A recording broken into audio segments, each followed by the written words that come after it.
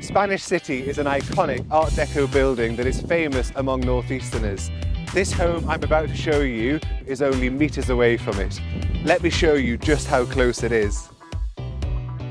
Fully renovated and interior designed to an incredible standard, this is a modern coastal house.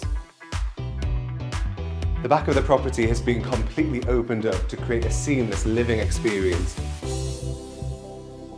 There's a large open-plan living area leading to a stylish two-tone shaker kitchen with quartz worktops and a breakfast bar, and the kitchen leads through into another open-plan space, this time the dining area.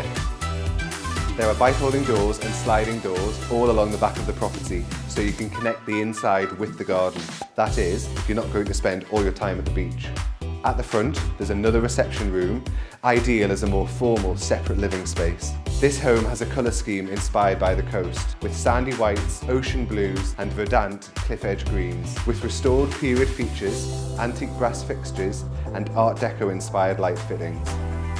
Upstairs, and there's my favourite bathroom that I've seen in a while, with rich green tiling on the walls and Victorian inspired tiles on the floor.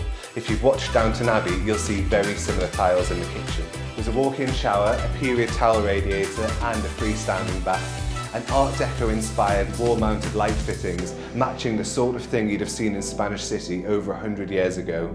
There's 4 double bedrooms on the first floor and 3 of them have sea views.